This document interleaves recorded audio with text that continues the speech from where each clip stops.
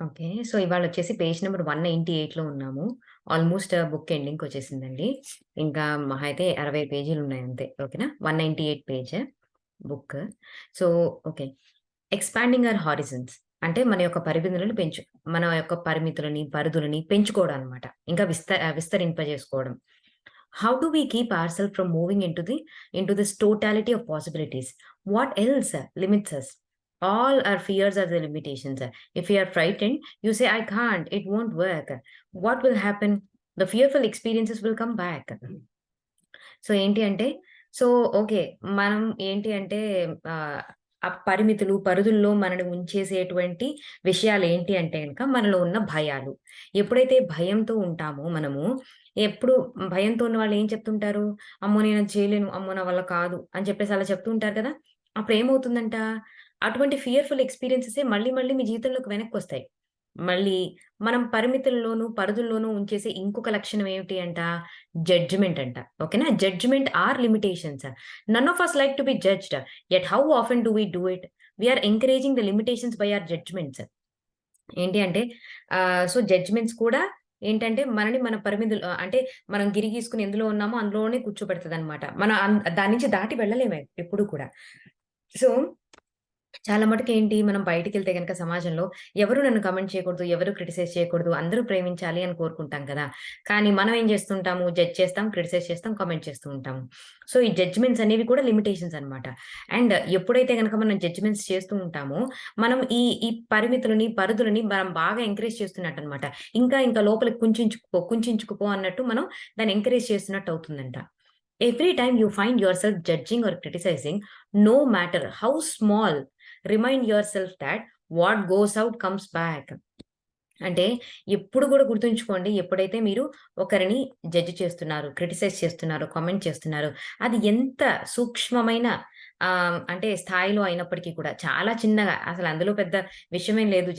నేనన్నాను just a minute. Yeah! ఒక చిన్న స్థాయిలో అయినా కానీ ఎవరినైనా మనం జడ్జ్ గాని, క్రిటిసైజ్ కానీ, కమెంట్ గాని చేస్తే మనం యూనివర్స్ యూనివర్స్ లా ఏంటండి? మనం ఏదైతే ఇస్తామో తిరిగి అదే పొందుతాం. సో, మనం ఇచ్చినదేది కమెంట్, జడ్జ్‌మెంట్ అయితే గనుక మళ్ళీ మనకేం తిరిగొస్తుంది? అవే తిరిగొస్తాయన్నమాట. సో, మనకవి వద్దు అనుకున్నప్పుడు మనం వేరే వాళ్ళని జడ్జ్ చేయొద్దు, క్రిటిసైజ్ చేయొద్దు, కమెంట్ చేయొద్దు. You may want to stop limiting your possibilities and change your thinking to something wonderful. So, ఈ లిమిటింగ్ బిలీఫ్స్ నుంచి, ఈ లిమిటింగ్ థాట్స్ నుంచి కూడా మనం ఏంటంటే సమ్ వండర్‌ఫుల్ థాట్స్ వైపు మూవ్ అవ్వడం నేర్చుకోండి అని చెప్పేసి చెప్తున్నారు లూయిసే గారు. There is a difference between being judgemental and having opinion. So, కొన్నిసార్లు ఏంటంటే ఈ జడ్జ్‌మెంట్ అంటే కొంతమంది మన యొక్క ఒపీనియన్ చెప్పడానికి జడ్జ్‌మెంట్‌కి మధ్య డిఫరెన్స్ అర్థం కాక కొన్నిసార్లు అమ్మో! నేను చెప్పే ప్రతి మాట కూడా జడ్జ్‌మెంట్ అయిపోతుందేమో. నా ఒపీనియన్ చెప్పినా కూడా అది జడ్జ్‌మెంట్ అయిపోతుందేమో అని భయపడాల్సిన అవసరం లేదు అని మనకి క్లియర్‌గా దాని యొక్క డిఫరెన్స్ తెలియజేయడానికి లూయిస్ హే గారు ప్రయత్నిస్తారు చూడండి. ఎంత సూక్ష్మంగా మనకి ప్రతి విషయాన్ని అర్థం చెప్పేటట్టు చేస్తున్నారు లూయిస్ హే గారు. ఏంటంటే జడ్జ్‌మెంట్‌కి ఒక ఒపీనియన్ కలిగి ఉండడానికి రెండిటి మధ్య చాలా భేదం ఉంది. అదేమిటట? Many of you are asked for your judgement on something. In actuality you are really giving your opinion. And opinion is how you feel about something. So, I prefer not to do this. I prefer to wear red instead of blue. To say something else is wrong because because she wears blue becomes a judgement. Okay. We need to discern between the two. Remember, criticism is always making yourself or someone else wrong. If someone asks your opinion, your preference, don't let it become a judgment or criticism against something else. So, ఎవరైనా కొన్నిసార్లు ఏంటంటే, "ఏ కూర బావుంది చెప్పు? ఈ 2 కూరల్లో ఏ కూర బావుంది? ఈ 2 డ్రెస్సుల్లో ఏం డ్రెస్ బావుంది? ఇది బావుందా? అది బావుందా?" అని అడిగినప్పుడు మీరు మీ ఒపీనియన్ మాత్రమే చెప్తారు. అది ఒపీనియన్ అన్నమాట. మరి జడ్జిమెంట్ అంటే ఏంటి? ఏంటంటే మీ ఒపీనియన్ చెప్పేటప్పుడు నువ్వు చేసిందే రైట్, పక్కన వాళ్ళు రాంగ్. లేదంటే పక్కన వాళ్ళే రైట్, నువ్వు చేసింది రాంగ్. ఎవరినైనా గాని నువ్వు తప్పు అని ప్రూవ్ చేయడానికి మనం వేరే వాళ్ళతో కంపేర్ చేసి మనం నువ్వు తప్పు, నువ్వు తక్కువ, నువ్వు ఎక్కువ అని ఇలా చెప్పే ప్రయత్నాలు గనక మనం చేస్తే అక్కడ అది జడ్జిమెంట్ అయిపోతుంది. కానీ ఇప్పుడు చెప్పారనుకోండి, నాకు ఈ కూర నచ్చింది. That's your opinion. అందులో ఎవరిని హర్ట్ చేయట్లేదు. నీ అభిప్రాయాన్ని నువ్వు వెళ్ళబుచ్చుతున్నావు. లేదు. ఆహ్, నీ అంటే నువ్వు అది వేసుండాల్సింది. ఆ కూరైతే చాలా బావుంది గానీ, నువ్వు ఇది వేసుండాల్సింది, ఇలా చేయాల్సింది, అసలేం బాలేదు. అండ్ సో ఏంటి అంటే ఆహ్, ఇలా చేసుంటే నువ్వు బావుండేది. నువ్వు నువ్వు సరిగ్గా చేయలేదు. నువ్వు తప్పు. నువ్వు సరైన ప్రాసెస్‌లో చేయలేదు అని చెప్పి వాళ్ళని తప్పు అని చెప్పడానికి మనం ప్రయత్నించినప్పుడు అక్కడది కామెంటో, జడ్జ్‌మెంట్ అవుతుంది కానీ, ఎప్పుడైనా నీ అభిప్రాయాన్ని అడిగినప్పుడు అది జడ్జ్‌మెంట్ కానే కాదు అన్నమాట. ఇట్స్ ఎన్ ఒపీనియన్ అని చెప్పేసి చెప్తున్నారు. So, yeah, similarly, every time you indulge in guilt, you're setting a limitation. అలాగే సో, ఇప్పటిదాకా చెప్పిన లిమిటేషన్స్ ఏంటి? పరిమితులు, పరిధులు మనకు తెలియకుండానే మనం పెట్టుకుంటాము అంటే, కొన్ని భయాలతోని మనకు తెలియని, మనకు తెలిసి కొన్ని భయాలతోని మనం నా వల్ల కాదు, నాకిది చేత కాదు అని చెప్పి ఒక ముందడుగు వేయకుండా, ఏది కొత్తది నేర్చుకోకుండా ఆహ్, నా అంటే నా స్థాయిలో లేదు అని చెప్పేసి మనం ఏం చేస్తుంటాము, కొన్ని భయాలతోని లిమిటేషన్స్ మనం పెట్టుకుంటూ ఉంటే కొన్నిసార్లు జడ్జ్‌మెంట్స్‌తోని వాళ్ళు ఇంతేరా, ఇది ఇంతేరా అని చెప్పేసి ఎప్పుడైతే జడ్జ్‌మెంట్ చేసి ఇది ఇంతే అని ఫిక్స్ చేసామో, అసలు దానికి మించి అంటే ఏంటంటే, దానికి మించి వాళ్ళలో ఇంకా ఏదో వర్త్ ఉంది. దానికి మించి వాళ్ళు ఎంతో మంచివాళ్ళు. ఈ ఒక్క విషయంలోనే నాకు నచ్చలేదు. ఆ విషయం తప్పించి మిగతా అంతా కూడా వీళ్ళు చాలా మంచివారు అని ఆ మంచిని చూసే పాసిబిలిటీస్‌ని కట్ చేసి ఎప్పుడైతే జడ్జ్‌మెంట్ ఇస్తామో, వాళ్ళలా స్థిరంగా ఒక ప్లేస్‌లో కూర్చోబెట్టేసి ఇంక అక్కడి నుంచి కొత్తగా ఆలోచించలేకపోతాం అనమాట. జడ్జ్‌మెంట్ కూడా మన చుట్టూతా కొన్ని పరిమితులను, పరిధులని ఏర్పరుస్తుందనమాట. ఇంకా మూడోదేంటంట గిల్ట్. ఎప్పుడైతే గనక మనం అపరాధ భావనతో ఉన్నామో, మనమే కుంచించుకుపోయి మన మన చుట్టూ కొన్ని పరిమితులను, పరిధులను ఏర్పరచుకుంటామంట. So, similarly every time you indulge in guilt, you are setting a limitation. If you hurt someone, say you are sorry. Don't hurt that person anymore. Don't walk around feeling guilty because it keeps you locked out from the experiencing your good and has nothing to do with the reality of your true being. Okay. So, ఇక్కడేంటి అంటే, ఎవరినైనా ఒకవేళ మీరు తెలుసో, తెలియకో ఒక hurt చేశారనుకోండి, sorry చెప్పండి. అక్కడితో ఆ విషయాన్ని ఇంకా కంప్లీట్‌గా మర్చిపోయి ముందుకు సాగండి. అంతేగాని ఫీ ఆ గిల్టీ ఫీలింగ్ పెట్టేసుకొని వాళ్ళ చుట్టూతనే ఉంటూ, ఏంటి అంటే వాళ్ళతోని సరిగ్గా మాట్లాడలేక, మనస్ఫూర్తిగా ఓపెన్ అవ్వలేక, మీలో మిమ్మల్ని ఆ గిల్ట్ ఫీలింగ్ తినేస్తూ ఏం చేస్తూ ఉంటుంది? మిమ్మల్ని అది కుంచింపజేస్తుందనమాట. అండ్ ఇంకా ఏంటి అంటే వాళ్ళతో ఆ చక్కటి బంధాన్ని కానీ, వాళ్ళతో ఎన్నో గొప్ప అనుభూతులను గాని అనుభవించనివ్వకుండా, ఒక మంచిని చూడనివ్వకుండా చేసేస్తుందనమాట. అండ్ ఒకటి ఏంటి అంటే, ఒకసారి మీకు తెలిసో, తెలియకో ఏదైనా తప్పు చేశారనుకోండి, అది నిజంగా మీరు కాదు అనమాట. మీ ట్రూ సెల్ఫ్ కాదు. మన ట్రూ సెల్ఫ్ ఏంటి? మనందరం కూడా ఉన్నతమైన దైవ చైతన్యాలం. లేదు అంటే గనక దివ్య చైతన్యాలం. లేదంటే దైవాలం మనం. మనం ఆత్మలం. అది మన ట్రూ సెల్ఫ్. మన ఆత్మలో ఏముంది? అనంతమైన ప్రేమ, దయ మాత్రమే ఉంది. ఈ పైన ఉన్న మనిషి తొడుగులో ఇక్కడ ఎగోయిస్టిక్ దీంతో ఈ మనిషి యొక్క శరీరంతో మనం క్యారీ చేసుకునే ఎగోయిస్టిక్ మైండ్‌లోనే ఈ భేదాలు, రకరకాల భావాలు ఉన్నాయి తప్పించి, ఇక్కడ అందరం కూడా ఒక నాటకం ఆడుతూ మనం దైవం అని చెప్పి మర్చిపోయి ఏంటి అంటే మనకి భగవద్గీతలో ఉంది కదా! యాక్చువల్‌గా మన మ అంటే మనం మన జ్ఞానము అజ్ఞానం చేత కప్పబడింది అంతే. మన లోపల ఏంటి జ్ఞానవంతులమే. మనం దివ్య చైతన్యాలమే. కాకపోతే పైన ఒక మాయ అనే పొర కప్పబడి, మనమేంటంటే కొన్ని అహంకారాలతో, కొన్ని ఏంటంటే తెలియని పొరపాట్లతో, అజ్ఞానంతో చాలా సార్లు కొన్ని మిస్టేక్స్ చేస్తూ ఉంటాం అన్నమాట. అది మన ట్రూ సెల్ఫ్ కాదు. సో, ఆ ట్రూ సెల్ఫ్ మీరు కానప్పుడు, ఆ ట్రూ బీయింగ్ మీరు కానప్పుడు ఏదైనా మీకు తప్పు చేశారని మీకు మోరల్‌గా, ఎథికల్‌గా అనిపించిందనుకోండి, సారీ చెప్పి దాన్నక్కడ కొంచెం రిజాల్వ్ చేసుకొని ముందుకెళ్ళిపోవడానికి ప్రయత్నించండి. ఎప్పుడైతే మీరు గిల్ట్ ఫీలింగ్ పెట్టుకొని మీరెప్పుడైతే తిరుగుతూ ఉంటారో, అది మిమ్మల్ని ఏంటి అంటే, ఇంకా మీరు చాలా మంచిని ఎక్స్‌పీరియన్స్ చేయనీయకుండా అది అక్కడితో ఆపేస్తుందంట. So, when you are willing to forgive, you limit your okay. When you are unwilling to forgive, you limit your growth. అలాగే ఎవరైనా మన పట్ల ఒకవేళ ఒక మిస్టేక్ చేసి ఉంటే గనక, వాళ్ళని క్షమించడానికి మనం సిద్ధంగా లేనప్పుడు కూడా, మన యొక్క గ్రోత్‌ని మనకి మనమే ఆపేసుకున్నట్టు. Forgiveness allows you to right a wrong in your spiritual self. To have understanding instead of resentment, to have compassion instead of hatred. So, ఏంటి అంటే ఈ ఫర్‌గివ్‌నెస్ ఎప్పుడు కూడా ఏంటి అంటే ఆహ్, ఒక ఒక తప్పుగా అయిపోయిన విషయాన్ని ఒక సరైన దారిలో పెట్టడానికి ఎప్పుడైతే అంటే క్షమాపణ ఎప్పుడైతే మన మనస్ఫూర్తిగా ఓకే. ఎదుటి వాళ్ళు ఓకే. ఒక తప్పు చేశారు. ఎప్పుడైతే మనం క్షమించేసామో ఏంటంటే మనం ఆధ్యాత్మికంగా ఎంతో ముందుకు సాగుతూ ఉంటాం అన్నమాట. ఎందుకంటే వాళ్ళ పట్ల మనం ఏంటంటే ద్వేషం గాని, క్రోధం గాని, కోపం కానీ లేదు అంటే గ్రడ్జెస్ గాని ఏం పెట్టుకొని తిరగట్లేదు. దానికి బదులుగా మనం ఏం చేస్తున్నాం? మన హార్ట్ మొత్తం దయతో నిండిపోయి కదా వాళ్ళని క్షమించగలిగాము. సో, దయతో నిండుకుంది ఇన్‌స్టెడ్ ఆఫ్ హేట్రెడ్. సో, కాబట్టి మనం ఆధ్యాత్మికంగా ఎంతో ముందుకు ఎదుగుతున్నాం అన్నమాట. మన గ్రోత్‌ని మనమే పెంచుకుంటూ పోతున్నాం. సో, ఇవన్నీ చేస్తున్నప్పుడు ఏంటండి? ఇదంతా కూడా ఏంటంటే ఎవరి కోసమో కాదు, కేవలం మన కోసం మాత్రమే. Look at your problems as opportunities for you to grow. When you have problems, do you see only the restrictions of your limited mind thinking? Do you think, oh, poor me, why did it happen to me? You don't always have to know how situations are going to work out. You need to trust the power and presence within, which is far greater than you are. So, మీకొచ్చే ప్రతి సమస్యని కూడా ఒక opportunity కింద తీసుకోండి. యాక్చువల్‌గా అంటే నేను మాది ఈవినింగ్ టైమ్‌లో కూడా ఒక బుక్ రీడింగ్ జరుగుతుందనమాట. 'మెసేజెస్ ఫ్రమ్ డివైన్' అని చెప్పి. ఒక ఆవిడ ఎప్పుడు కూడా ఒక మెడిటేషన్ ట్రాన్స్‌లోకెళ్ళిపోయారనమాట. తను తెలియకుండానే, తన ప్రమేయం లేకుండానే, తను ఏం రాస్తుందో కూడా తనకి తెలియకుండానే, తను పెన్ను, పేపర్ తీసుకొని రాసేస్తూ ఉండేవారు. లేదంటే కంప్యూటర్ ముందు కూర్చొని టైప్ చేసేస్తూ ఉండేవారనమాట. ఆ తర్వాత ఆ మెసేజెస్ ఏం రాసాను అని తనకి తాను చదువుకుని, అవన్నీ కూడా పుస్తకంలో పొందుపరిచారనమాట. 'మెసేజెస్ ఫ్రమ్ డివైన్' అని చెప్పి. ఆహ్, సో, ఆవిడ ఒక వండర్‌ఫుల్ సైకిక్ అనమాట. అంటే చాలా కొన్ని సూపర్ న్యాచురల్ ఎబిలిటీస్ కలిగినటువంటి ఒక వ్యక్తి అనమాట తను.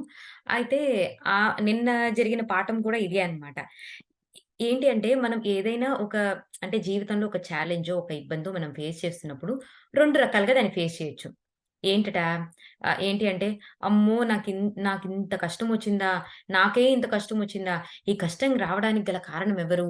ఓ వాళ్ళు, ఓ వీళ్ళు, ఓ ఇది, ఓ అది అని చెప్పి కారణాలు వెతుక్కుంటూ, హ్మ్. బయట వాళ్ళని బ్లేమ్ చేసుకుంటూ, ఏడుస్తూ ఎందుకొస్తున్నాయి ఈ ప్రాబ్లమ్స్ అన్నీ అంటే, మనం మారటానికి.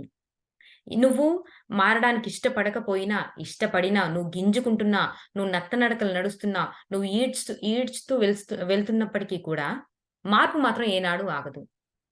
ఈ జన్మలో మారలేదా? సరే, వచ్చే జన్మలో అయినా మారే తీరుతావు. ఖచ్చితంగా మార్పనేది సహజము. మార్పు అన్నదాన్ని ఎవ్వరూ మార్చనే లేరు. అది కాలంతో పాటు మార్పు అనేది జరిగిపోతూనే ఉంటుంది.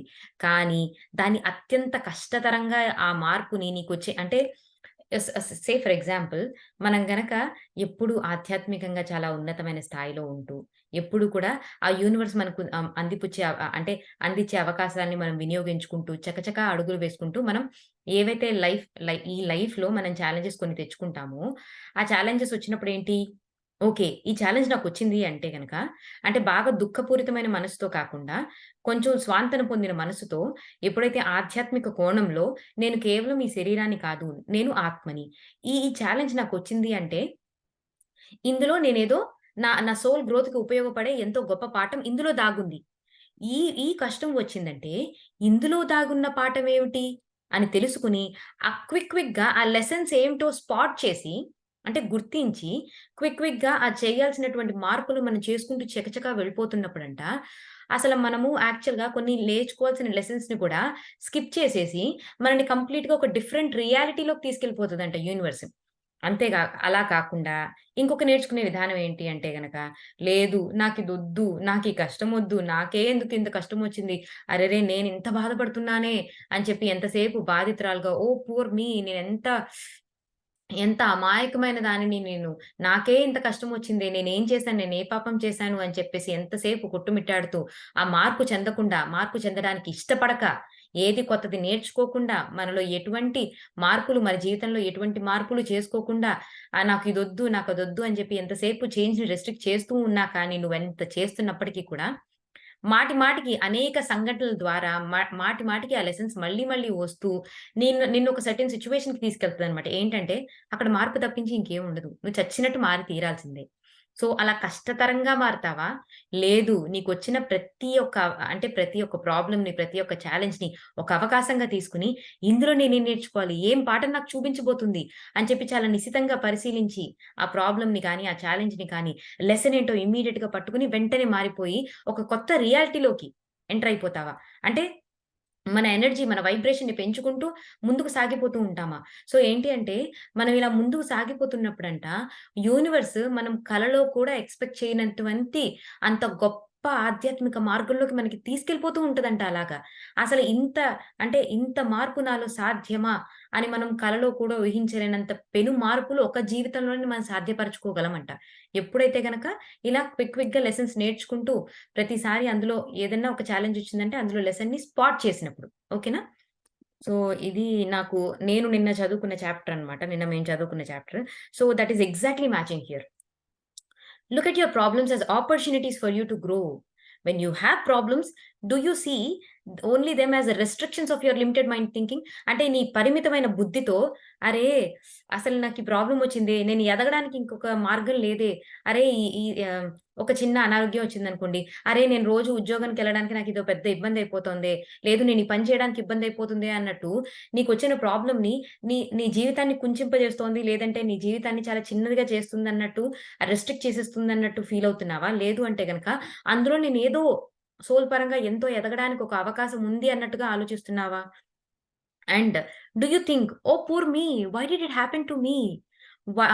You don't always have to know how situations are going to work out. And ఏంటి అంటే ఎప్పుడు గూడా అరే! అంటే ఎంత అమాయకురాలిని, నేనెంత అంటే ఒక పూర్ ఫెలోని. నా మీద ఎందుకు ఇంత కష్టం, నా మీద ఎందుకు ఇంత కష్టం వేసాడు భగవంతుడు అని చెప్పి అనుకుంటున్నావా? And at the same time ఒక్క విషయం మాత్రం గుర్తుంచుకో. ఎలా అంటే ఒక కష్టం వచ్చినప్పుడు దాని యొక్క రిజల్ట్ లేదంటే దాని యొక్క ఎండ్ ఎలా జరగబోతోంది? ఎలా సిట్యుయేషన్స్ మారిపోబోతున్నాయి? ఎలా ఫేవరబుల్‌గా నీ సిట్యుయేషన్స్ మారతాయా? లేదంటే అన్‌ఫేవరబుల్‌గా మారతాయా? ఈ సిట్యుయేషన్స్ ఏవి కూడా నీ చేతుల్లో లేదు. కానీ ఒక్కటి మాత్రం గుర్తుంచుకో. You need to trust the power and presence within which is far greater than you are. ఏంటి అంటే, ఎప్పుడు కూడా నాకంటే ఉన్నతమైన ఒక శక్తి ఉంది. అది ఎప్పుడు కూడా నన్ను సరైన ఆధ్యాత్మిక మార్గంలో నన్ను నడిపిస్తుంది. ఎప్పుడు కూడా నా ఉన్నతికే. నేను ఎంతో గొప్ప పాఠాలు నేర్చుకోవడానికి, నేను ఆత్మ పురోగతి చెందడానికి నాకు అనువైనటువంటి పాఠాలు నన్ను అనువైన మార్గంలోకి నన్ను తీసుకెళ్తుంది. ఎప్పటికీ ఈ సిట్యుయేషన్స్ ఇలాగే ఉండవు. తప్పకుండా మారతాయి అనే నమ్మకంతో థిస్ ఈస్ నథింగ్ బట్ సరెండరెన్స్ అన్నమాట. ఏంటంటే, ఒక ఒక కష్టం వచ్చినప్పుడు అందులో నాకేదో నా ఆత్మ పురోగతికి అవసరమయ్యే ఒక గొప్ప పాఠం ఉందని దాన్ని అందిపుచ్చుకోవడం, చకచకా నేర్చుకోవడం. అట్ ది సేమ్ టైమ్ ఇప్పుడు నువ్వు నేర్చుకునేటప్పుడు, ఆ ప్రాబ్లమ్‌ని నడిచిపోతూ ఉన్నప్పుడు, ఆ ప్రాబ్లమ్ గుండా ప్రయాణిస్తున్నప్పుడు, నీకు దాని ఎండ్ రిజల్ట్ ఎలా ఉంటుందో తెలియకపోవచ్చు. మరేం పర్వాలేదు. కానీ నమ్మకం ఉంచు. నీకంటే ఉన్నతమైన శక్తి ఉంది. అది నిన్ను సదా ఎప్పుడూ కూడా నిన్ను చాలా ఉన్నతమైన మార్గం వైపే నడిపిస్తుంది నన్ను అని నువ్వు బలంగా నమ్మితే గనక, తప్పకుండా నువ్వు చాలా మంచి స్థితికి చేరుకునే తీరుతావు. ప్రతి ఒక్క సమస్య నుంచి చాలా చక్కగా దాటుకుని ముందుకెళ్ళి ఎంతో ఉన్నతమైన స్థితికి చేరుకొని తీరుతావు. You need to affirm that all is well and everything is working out for your highest good. And ఈ విధంగా అఫర్మ్ చేసుకోండి. ఏదైనా కష్టం గుండా వెళ్తున్నప్పుడు అంతా మంచే జరుగుతుంది. All is well. అండ్ ప్రతీది కూడా నా యొక్క హైయెస్ట్ గుడ్ కోసమే జరుగుతోంది. If you open yourself to the possibilities, when you have problems, you can make changes. Changes can happen in incredible ways. Perhaps you could not even imagine. ఎగ్జాక్ట్‌గా నిన్న ఇదే chapter అన్నమాట. అండ్ సేమ్ ఇదే మాటలు అందులో కూడా ఉంది. సో, ఎప్పుడైతే గనక నువ్వు ఎప్పుడైతే ఒక హయ్యర్ పవర్ ఉంది అని నువ్వు నమ్మి, ఎప్పుడైతే గనక నిన్ను ఓపెన్ అప్ చేసుకుంటూ ఎన్ని ఎన్నో రకాలైన సంభావ్యతలకి నేను ఓపెన్‌గా ఉన్నాను. నేను యూనివర్స్‌కి సరెండర్ అయి ఉన్నాను. నాకంటే ఉన్నతమైన శక్తి ఉంది. అది ఎప్పుడు కూడా నాలో ఎంతో చక్కటి పెనుమార్పులను తీసుకొచ్చి నన్ను చాలా ఆధ్యాత్మికంగా ఉన్నతిగా సాగిస్తుంది అని ఎప్పుడైతే మీరు నమ్మారో, అండ్ ఎప్పుడైతే మీలో కావాల్సినటువంటి చేంజెస్, మార్పులు, చేర్పులు చేసుకుంటూ ఉన్నారో, అండ్ ఈ మార్పులు, చేర్పులంట చాలా ఇన్‌క్రెడిబుల్ వేస్‌లో చాలా మీరు ఊహించలేనటువంటి అద్భుతమైన మార్గాలలో మీ యొక్క మార్పు, మీ యొక్క గ్రోత్ అనేది జరిగి, అసలు ఇంత మార్పు ఇది నేనేనా? ఈ కష్టం నుంచి దాటింది నేనేనా? ఈ కష్టం నుంచి దాటి ఇంత గొప్ప చక్కటి మైండ్‌సెట్ కలిగి ఉండి, ఇంత ఆత్మస్థైర్యంతో, ధైర్యంతో, ఇంత అంటే ఒక ముక్కు మనిషిలాగా వీటన్నిటిని కష్టాలు, నష్టాలను దాటుకొనొచ్చింది నేనేనా? అన్నంత ఆశ్చర్యపోయేంత విధంగా మనని యాక్చువల్‌గా యూనివర్స్ ముందుకు సాగిస్తుందనమాట. ముందుకు నడిపిస్తుందనమాట. We all been in situations in our lives where we are said, "I don't know how this will work out." It seemed like we are against a brick wall, yet we are all we are all here. We have worked through whatever it was. Maybe we didn't understand how it happened, yet it did happen. So, మీ యొక్క జీవితాల్లో ఒక్కసారి తరచి చూసుకుంటే, వెనక్కి చూసుకుంటే, మీ జీవితంలో ఎటువంటి కష్టం లేదా? ఎన్నో కష్టాలు మీరు అనుభవించి ఉండవచ్చు. అండ్ ఆ కష్టం మీరు అనుభవించేటప్పుడు నా ముందు ఒక పెద్ద నుయ్యో లేదంటే వెనక గొయ్య లాంటి పరిస్థితులు మీకు అనిపించవచ్చు. నా ముందు ఒక పెద్ద అడ్డుగోడ మాత్రమే ఉంది. అసలు దీన్ని నేను ఎలా దాటగలను అన్న పరిస్థితులు కూడా మీరు ఆలోచించవచ్చు. కానీ ఒక్కసారి ఈ రోజున మీరు చూడండి. అయన్ని సమస్యలన్నీ దాటుకొనొచ్చేసారు మీరు. ఇక్కడున్నారు అంటే అవన్నీ దాటుకొనొచ్చారే. ఎలా వర్కౌట్ అయిందో తెలీదు. ఏం జరిగిందో తెలీదు. కానీ జరిగిపోయింది. మార్పులు మాత్రం జరిగిపోయినియి. ఆ సిట్యుయేషన్స్ నుంచి మీరు బయట పడిపోయారు. ఈ రోజున ఈ స్థితిలో చక్కగా ఇలా నిలబడి ఉన్నారు. So the more we can align ourselves with cosmic energy, the one intelligence, the truth and the power within us, the quicker those wonderful possibilities can be realized. So ఎప్పుడైతే మనని మనం ఆ కాస్మిక్ ఎనర్జీ లేదు అంటే ఆ universal పవర్‌తో మనని మనం align చేసుకొని, ఎప్పుడైతే చాలా నమ్మకంతో, చాలా బిలీఫ్‌తో నేను వీటన్నిటిని చాలా సునాయాసంగా దాటుతాను అన్న ఒక మనోధైర్యంతో మనం ముందుకు సాగిపోతున్నప్పుడు, చాలా క్విక్‌గా మనకి ఏవేవైతే సొల్యూషన్స్ మనం పట్టుకుని ఆ సమస్య నుంచి బయటికి రాగలమో, అత్యంత సునాయాసంగా బయటకొచ్చేస్తామనమాట.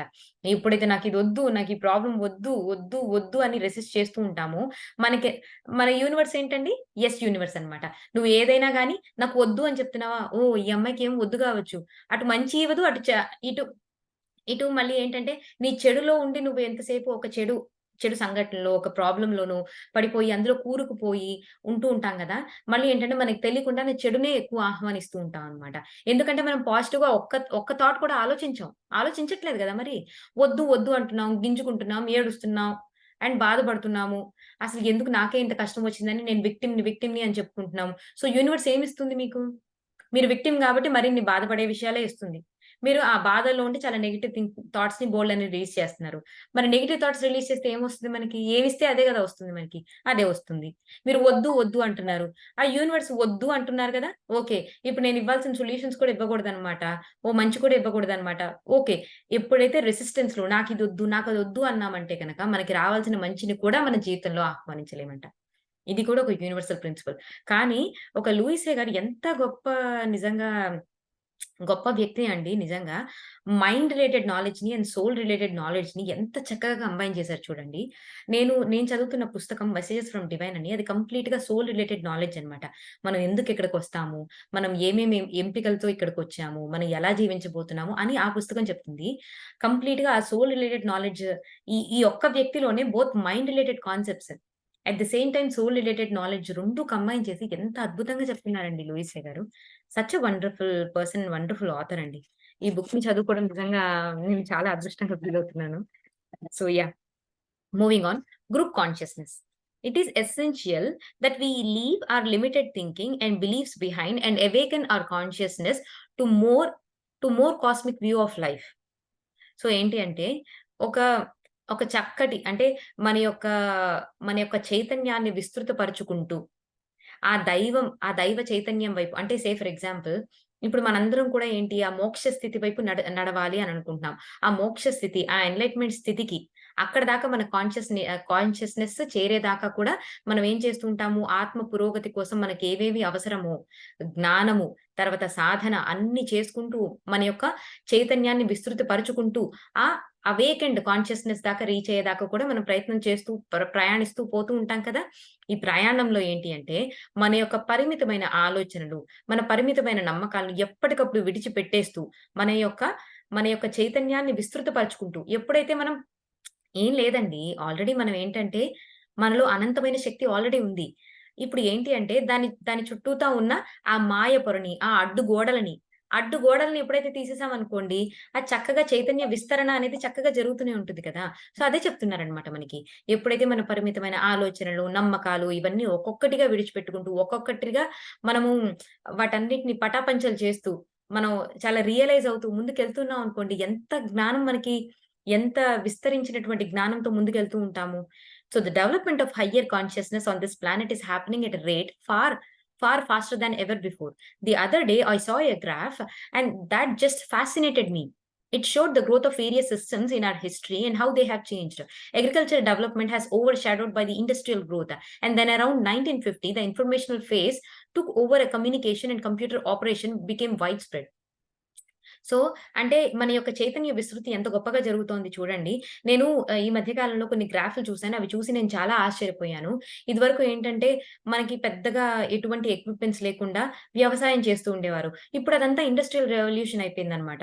నిజంగా నాకు ఎంత ఆశ్చర్యం వేస్తదోనండి. ఇక్కడ మేము ఎప్పుడైనా ట్రావెల్ చేసేటప్పుడు అంతా కార్‌లోనే గదా! ట్రావెల్ చేసేది. ఒక ఊరు నుంచి ఇంకో ఊరికి పబ్లిక్ ట్రాన్స్‌పోర్టే ఉండదనమాట. ఎక్కడికెళ్ళినా సచ్చినట్టు కారేసుకొని ఎళ్ళాల్సిందే. సో, మాక్సిమం ఇట్లానే ఉంటదనమాట. ఆహ్, లేదంటే ఫ్లైట్స్‌లో పోవాలి. సో, ఏంటంటే ఎప్పుడైనా మేము కారేసుకొని వెళ్ళేటప్పుడు హైవేస్‌ని అవాయిడ్ చేసి మేము విలేజెస్ గుండా ట్రావెల్ చేస్తూ ఉంటాం అనమాట. ఇప్పటిదాకా చూసిన అన్ని విలేజెస్‌లో ఎక్కడా కూడా పెద్ద పెద్ద ఎకరాలలో పెద్ద ఫార్మింగ్ ఎక్కువ జరుగుతూ ఉంటదండి. ఆ ఫార్మింగ్ గూడా ఇక్కడ యూఎస్ కంట్రీస్‌లో యాక్చువల్‌గా ఏంటి అంటే చాలా తక్కువ. స్వీట్ కార్న్ ఒకటేస్తారు, క్యాప్సికమ్ ఒకటేస్తారు, క్యారెట్లు ఇయ్యే పండిస్తారనమాట. ఎస్పెషల్లీ వైన్ కోసం గ్రేప్స్ ఎక్కువ పండిస్తూ ఉంటారు. అసలు మీరు చూస్తే ఒక్క రైతు గూడా కనిపించడండి. కళ్ళకి చూద్దామన్నా కనిపించడనమాట. అసలా ఎంత ఒక వరుసలో వేసుంటాయి తెలుసా అండి ప్లాంట్స్ కూడా. అసలా వరుస యాక్చువల్‌గా ఒక హ్యూమన్‌కి పాసిబుల్ కాదేమో అనిపిస్తదనమాట. అంత చక్కగా మొత్తం ఎక్విప్‌మెంట్స్‌తో హార్వెస్టింగ్. ఎక్విప్‌మెంట్స్‌తో యాక్చువల్‌గా ఇక్కడ చాలా రైస్ కూడా పండిస్తారనమాట. ఇక్కడ ఒకానొక పర్టిక్యులర్ ప్లేసెస్‌లో. ఆ రైస్ గింజలు ఎలా ఏస్తారో తెలుసా అండి? ఒక హెలికాప్టర్‌లో ఏసేస్తారు. హెలికాప్టర్‌లో వేసేసి గింజలనలా స్ప్రెడ్ చేసేస్తారు కొన్ని ఎకరాలు. కొన్ని వందల ఎకరాల్లో అలా స్ప్రెడ్ చేసేస్తారనమాట. గింజలు జల్లుకుంటూ పోతా ఉంటది ఈ యొక్క హెలికాప్టర్. ఒక చూడ్డానికి కూడా ఒక రైతు కనిపించడనమాట. హార్వెస్టింగ్ అన్నీ గూడా ఒక మోస్ట్ ఇండస్ట్రియలైజ్డ్ వేలో అసలు చాలా మటుకు ఏంటంటే మనిషి యొక్క ప్రమేయం తగ్గిపోయి అంత ఎక్విప్‌మెంట్స్‌తో అసలు ఎంత ఫాస్ట్‌గా ఎంత బాగా జరిగిపోతుందో. అంటే దానికి కొన్ని డౌన్ సైడ్స్, కొన్ని అప్ సైడ్స్ 2 ఉంటాయనుకోండి. Positives and negatives. సో, కానీ ఏంటి అంటే అగ్రికల్చర్ డెవలప్‌మెంట్ చూడండి అసలు నాకిక్కడ ఎంత ఆశ్చర్యం కలిగిందో అనమాట. మొన్న నేను మా వారు అనుకుంటున్నాం. అరే! అసలు మన ఇండియాలో అయితే రెక్కలు ముక్కలు చేసుకొని రైతులు ఎంత కష్టపడతారు. ఈ ఫార్మింగ్ చేయడానికి ఇక్కడ ఒక్క రైతు కూడా కనిపించట్లేదు. హార్వెస్టింగ్ జరిగిపోతుందన్నమాట. Corn harvesting. ఒకే ఒక్క మనిషి కొన్ని వేల ఎకరాల్లో వాడు హార్వెస్ట్ చేసేస్తున్నాడండి. అసల వాడు చేత్తో మళ్ళీ హార్వెస్ట్ చేసేది గూడా ఏం లేదు. ఒక మెషిన్ పెట్టుకొని వెళ్ళిపోతున్నాడు. అది హార్వెస్ట్ చేసుకుంటూ పోతుందన్నమాట. సో, ఎంతగా మన జ్ఞానం పెరుగుతుంది చూడండి. ఎంతగా మనం పరిమితులను బ్రేక్ చేసుకుంటూ ఎంత ముందుకు సాగుతున్నాం. అలాగే మన ఇన్ఫర్మేషన్ ఫేస్. ఇదివరకు ఉత్తరాలు రాసేవారనమాట. ఏదైనా వార్త ఒక శుభవార్తో లేదంటే ఒక మరణ వార్తో ఏదన్నా చేర్చాలి అంటే గనక ఆయన చనిపోయిన ఒక నెల రోజులకి అక్కడికి చేరేదనమాట. ఒక వార్త చేరాలి అంటే. అంత దారుణంగా ఉండేది. ఆ తర్వాత నెమ్మదిగా ఫోన్స్ వచ్చినియి. ఆ తర్వాత కంప్యూటర్స్ వచ్చినియి. సో, ఇప్పుడు చూడండి వాట్సాప్‌లో మేమెక్కడున్నప్పటికి కూడా రోజు మా అమ్మకి వీడియో కాల్ చేస్తామనమాట. మా అమ్మ మమ్మల్ని చూస్తుంది. సో, తనకి పెద్దగా బెంగుండదనమాట. ఏదో ఫిజికల్ ప్రెజెన్స్ అక్కడ ఉండదు కానీ, రోజు ఏదన్నా మాట్లాడాలి అంటే ఇమ్మీడియేట్‌గా మనసులో ఒక ఆలోచనొచ్చిందంటే వెంటనే వేరే వాళ్ళకి చేరవేయగలుగుతున్నాం. ఎంతగా ఇన్ఫర్మేషనల్ ఫేస్ అనేది ముందుకు సాగిపోయింది. Along the side, along this informational period there is also consciousness rising movement graph that is shooting far ahead of the informational phase at the unchallenged rate of the advancement. So, ఈ information అగ్రికల్చరే కాదండి. మన యొక్క consciousness పెరగడం కూడా. అంటే ఈ చైతన్య విస్తృతి కూడా వాటి గ్రాఫ్స్ చూస్తే ఈ ఇండస్ట్రియల్ రెవల్యూషన్ కంటే, ఈ కంప్యూటర్ రెవల్యూషన్ కంటే ఇంకా చాలా ఫాస్ట్‌గా ముందుకు సాగిపోతుందంట ఈ గ్రాఫ్. అంత చాలా చక్కగా ఎంతోమంది ఎన్‌లైటెడ్ మాస్టర్స్ ఈ ఇదివరకు చూడండి, ఈ జ్ఞానం తెలుసుకోవాలంటే ఏవన్నా అంటే ఒక పర్టిక్యులర్ గురువు దగ్గరికెళ్ళో వాళ్ళ వాళ్ళ దగ్గర కొన్ని సంవత్సరాల పాటు శిష్యరికం చేస్తే ఒక మంత్రం ఉపదేశం చేసి, లేదంటే ధ్యానం గురించి చెప్పేవారు. ఈ రోజున ఈ పత్రిజీ వచ్చిన దగ్గర నుంచి ఆయన విస్తారంగా ఈ ప్రచారం చేయడం మొదలుపెట్టిన దగ్గర నుంచి ఊరూరెళ్లి ఎన్ని చోట్ల తిరిగారండి. ఇప్పుడు టీఎంసీ ఛానల్ లైవ్‌గా ఎన్నో మెడిటేషన్ సెషన్స్ కండక్ట్ చేస్తోంది. ఇప్పుడు యాక్చువల్‌గా 21 డేస్ కోసము 24/7 ఒక YouTube channel at the same time Zoom link కూడా పెట్టారనమాట. 24 గంటలు మెడిటేషన్ జరుగుతుంది. ఎవరు ఎప్పుడు కావాలంటే అప్పుడు జాయిన్ అవ్వచ్చు. ఎవరికి ఎప్పుడు టైం అయిపోతే వాళ్ళు పక్కకొచ్చేయొచ్చనమాట. కానీ 24 గంటల పాటు ధ్యానం చేసుకోవచ్చని ఒక లింక్ పెట్టారండి అసల. ఇలా జరుగుతోంది. ఇదివరకు ఈ ధ్యానం అన్న మాట, ఒక మంచి మాట వినాలి అంటే గనక ఏ గురు ఆశ్రమాలకు వెళ్లి శిష్యరికాలు చేసి మొత్తం సంసారాన్ని వదిలిపెట్టేసి ఇలా చేయాలి. కానీ ఇప్పుడు ఎంత జ్ఞానం కలిగి ఉంటున్నారు ప్రతి ఒక్కరు. పాజిటివ్ మైండ్‌సెట్ గురించి అందరికి తెలుసు. హ్మ్. యద్భావం తద్భవతి. ఇలాంటి ఎన్ని విషయాలండి. ఎన్ని విషయాలు మన యూనివర్స్‌లోకి ఏది ఇస్తే అదే మనం వెనక్కి తిరిగి పొందుతామని చెప్పి. ఎన్ని విషయాలు తెలుసుకొని అంటే ఎంత సక్రమంగా మారడానికి ఎంతమంది ప్రయత్నిస్తున్నారు పాజిటివ్ థింకింగ్ గురించి. చూడండి. సో, కాన్షియస్ అవేర్‌నెస్ నిజంగా పెరిగింది అనడానికి ఇదే కదా సాక్ష్యం. ఇదే కదా! ఎంతమంది ఇప్పుడు ధ్యానులుగా మారారు. ఎంతమంది శాకాహారులుగా మారారు. So, can you imagine what it means? I do a lot of traveling. Wherever I go, I see people who are studying, learning. I've been to Australia, Jerusalem, London, Paris, Amsterdam. Everywhere I go, I meet large groups of people who are searching ways to expand and enlighten themselves. They are fascinated by how their mind works. They are using their wisdom to take control of their lives and their experiences. అసలు ఈ మధ్య కాలంలో నేను చాలా travel చేస్తున్నాను. And travel చేస్తున్న ప్రతి ఒక్క కంట్రీలో అసల ఎప్పుడైనా తను మీటింగ్ కండక్ట్ చేసినప్పుడు చాలా మంది గ్యాదర్ అవ్వడం తను చూసారంట. అండ్ ఎంతో మంది చాలా అంటే ఎవరెవరు ఇన్ఫర్మేషన్ చెప్తారు. అంటే దే ఆర్ సెర్చింగ్ అన్నమాట. ఎలా మమ్మల్ని మేము విస్తృతపరుచుకోవచ్చు? ఎలా మమ్మల్ని ఇంకా అంటే కొంచెం ఉన్నతంగా ఉన్నతీకరించుకోవచ్చు? ఎలా మేము ఎదగొచ్చు అని ఆ ఎదుగుదల కోసం ఎదురు చూసే మనుషులు చాలా మంది నేను చూసాను. అండ్ నాకు చాలా ఆశ్చర్యం అనిపించింది. ఎంతోమంది మన బుర్రలు అంటే మన మైండ్ ఏ విధంగా వర్క్ అవుతుంది?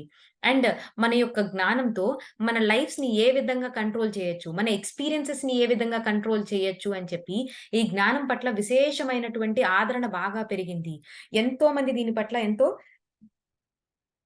అంటే ఎంతో ఆదరణ పెరిగి అందరూ కూడా దీనికోసం ఇటువంటి నాలెడ్జ్ కోసం ఎదురు చూస్తున్నారు అని చెప్పేసి చెప్తున్నారనమాట. We are reaching new levels of spirituality.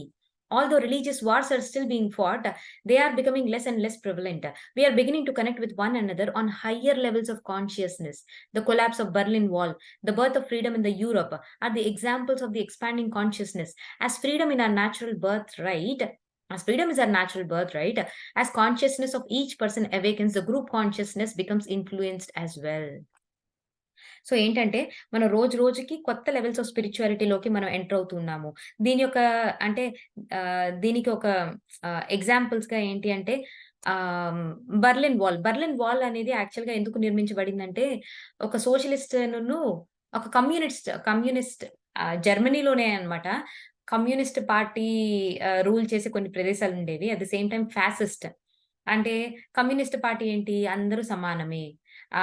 ఇదేంటంటే ఈ లీడర్‌షిప్ అనేది అందరి అంటే అందరి చేతుల్లోనూ ఉంది అని చెప్పి. కానీ ఫ్యాసిస్ట్ ఏంటంటే రాచరికం. ఒకరి చేతుల్లోనే ఉండాలి మొత్తం. అప్పర్ క్యాస్ట్, లోవర్ క్యాస్ట్ అని ఇట్లా ఉండేదన్నమాట. సో, బర్లిన్ వాల్ ఎందుకు నిర్మించారంటే వాళ్ళకి వీళ్ళకి మధ్య అసల రాకపోకలు ఉండకూడదు.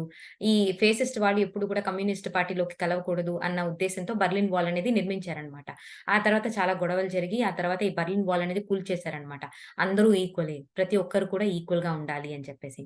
తర్వాత యూరోప్‌లో జరిగిన ఫ్రీడమ్ ఫైట్ కావచ్చు. ఇవన్నీ కూడా మన యొక్క కాన్షియస్‌నెస్ ఎక్స్‌పాన్షన్. అంటే ఏంటంటే అగ్రకులం లేదు, తక్కువ కులం లేదు. అందరూ సమానమే. అందరము సమానమే. క్యాస్ట్ లేదు, రిలిజియన్ లేదు, మతం లేదు.